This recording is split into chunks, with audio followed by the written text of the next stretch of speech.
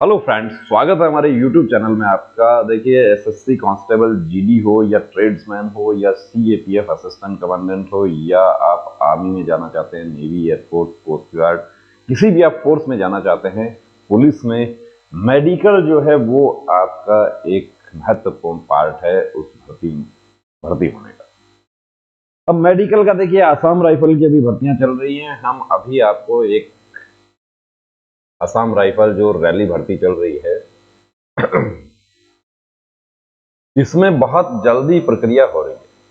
Rally 2021 बहुत जल्दी हो रहा है। अब एग्जाम हुआ, एग्जाम पहले, उससे पहले फिजिकल हुआ, ट्रेड टेस्ट हुआ, एग्जाम हो गया। एग्जाम में भी बहुत अच्छा किया, लेकिन मेडिकल में देखिए एक परेशानी आई। मेडिकल का ये जो अनफिटनेस सर्टिफिकेट है, जो डिटेल मेडिकल, जब डीएमई होता है आपका, डिटेल मेडिकल में जो अनफिटनेस सर्टिफिकेट दिया, उसमें 2 पॉइंट बन गए, क्यूबिटस वल्गस और एनल टैग। अब देखिए, यहां पर डॉक्टर को सिर्फ शक था, मेडिकल अफसर को, कि एनल टैग क्या होता है कि एक्चुअली अनफिट नहीं होता है। एनल टैग साधारणतः फिट हो जाता है, लेकिन वो एनल टैग की वजह से कहीं ऐसा ना हो कि इंटरनल होमोरॉइड हो। होमोरॉइड क्या है वो भी आपको बताएंगे। क्यूबिटस वल्गस क्या है? क्यूबिटस वल्गस है आपका जो हाथों का जो एंगल होता है, वो क्यूबिटस वल्गस होता है। ये जो एंगल बनता है, ये हम डिस्कस कर चुके हैं काफी, कि ये कितना होना चाहिए। 15 डिग्री तक फिट होता है और 20 डिग्री तक भी फिट किया जा सकता है।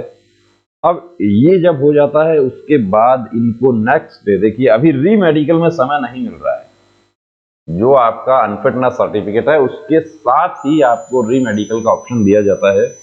इनको री मेडिकल का ऑप्शन दिया गया, application for review medical examination. ये कब से बदल दिया गया है? ये 30 मई 2021 से ये प्रक्रिया बदल दी गई है। आईटीबीपी ट्रेड्समैन भर्ती में कुछ कैंडिडेट्स ने इसको भी चैलेंज करने की कोशिश किया कि पहले तो 3 महीने का समय मिलता था, 15 दिन का अपील करने का समय मिलता था, उसके बाद 3 महीने बाद मेडिकल होता था, री मेडिकल।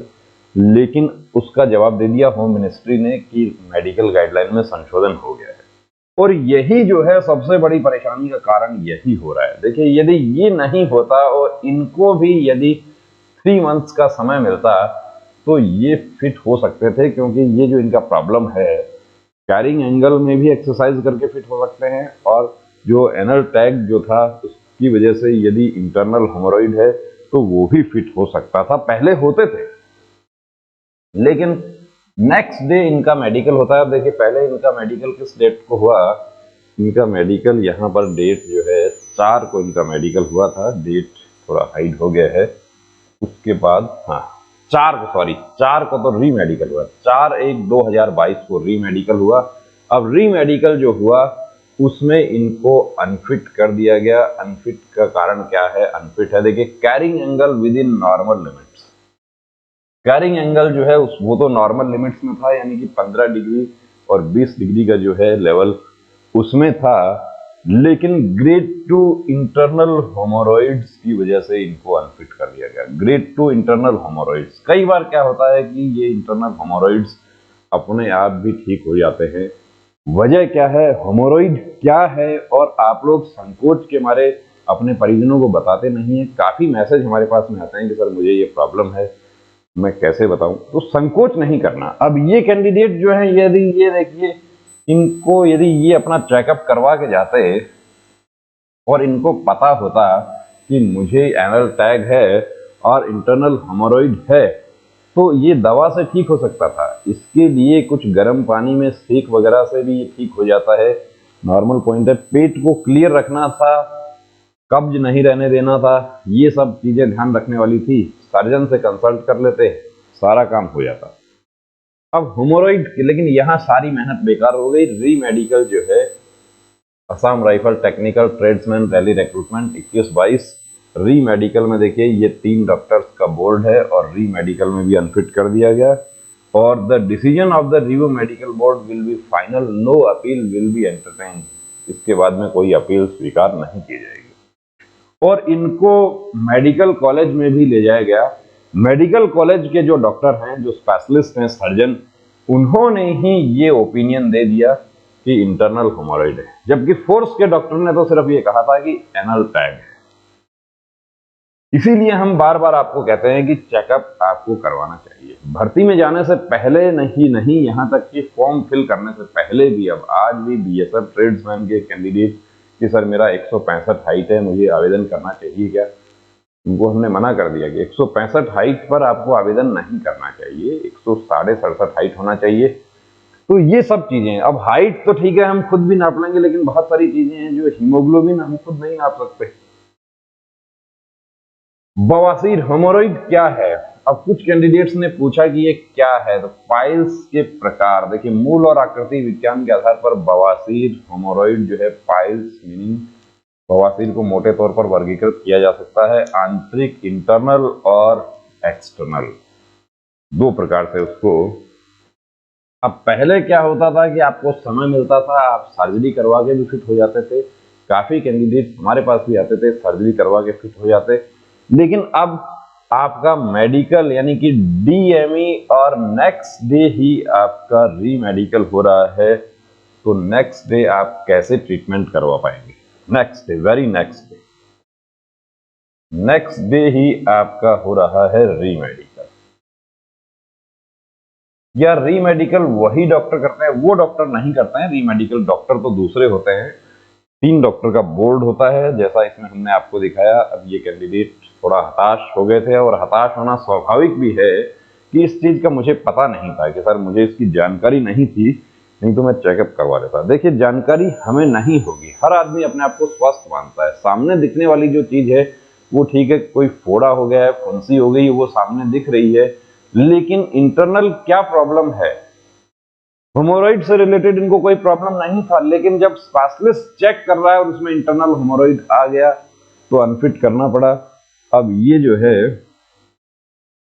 इंटरनल हेमोरॉइड क्या है? क्या है पाइल्स? पाइल्स एक ऐसी बीमारी है जिसमें पीड़ित व्यक्ति एनस के अंदर और बाहरी हिस्से में सूजन आ जाती है, जिसकी वजह से एनस अंदरूनी हिस्से या बाहर के हिस्से में स्किन जमा कर होकर मस्से जैसी बन जाती है, और इसमें से कई बार खून निकलने के साथ ही दर्द भी होता है। मल त्याग के दौरान जोर लगाने पर ये मस्से बाहर आ जाते हैं।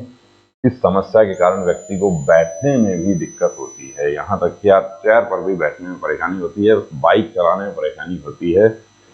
ये भी चिकित्सकों के अनुसार कई बार शर्मिंदगी के कारण लोग शुरुआत में इस पर ध्यान नहीं देते, जिससे बाद में समस्या बढ़ जाती है। शर्मिंदगी की कोई बात नहीं है। देखिए, बॉडी, ह्यूमन बॉडी जो है उसमें प्रॉब्लम हो सकती है। यदि आपको भी ऐसा है तो उसका ट्रीटमेंट पहले से लेना जरूरी है। हमारे एसएससी जीडी के जो साथी हैं उनको विशेष रूप से, आसाम राइफल भर्ती में जो कैंडिडेट जा रहे हैं उनके लिए बता रहा हूं, या सीपीओ सब इंस्पेक्टर 2020 के कैंडिडेट हैं।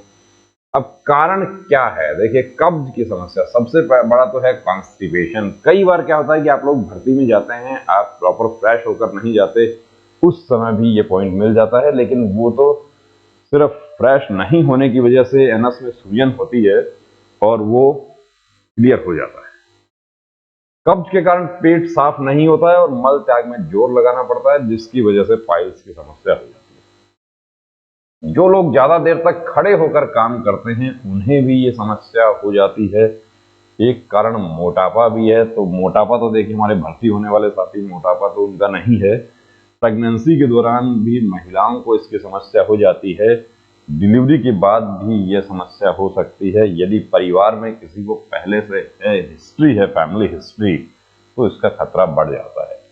अब इसका ट्रीटमेंट क्या है? तो देखिए दोस्तों, ट्रीटमेंट जो है उसके लिए आपको सर्जन से कंसल्ट आपको करना चाहिए। सर्जन डॉक्टर जो है वो इसमें आपको इलाज बता देंगे। कई बार हमारे पास कैंडिडेट्स आते हैं और नॉर्मल होता है, 15 दिन में ठीक हो जाता है। प्री मेडिकल के लिए आते हैं, उनका भी ऐसा हुआ कि समस्या है, लेकिन सर्जन ने जो बताया उनको प्रिकॉशन रखना है, उसके आधार पर वो लोग फिट हो गए। तो कैसे? देखिए दोस्तों, आपने देखा कि ये कैंडिडेट जो है वो नॉर्मल सा पॉइंट था, उसकी वजह से अनफिट हो गए, यानी कि जानकारी का अभाव था। जानकारी के अभाव में अनफिट नहीं होना है, सारी मेहनत बेकार हो गई। अब उत्तर भारत के रहने वाले हैं, नॉर्थ ईस्ट में गए हैं, कितना पैसा खर्च हुआ पता नहीं था। यदि पता होता, अब कैंडिडेट ये कल भी कह रहे थे सर मुझे जानकारी नहीं थी, नहीं तो मैं चेकअप करवा लेता।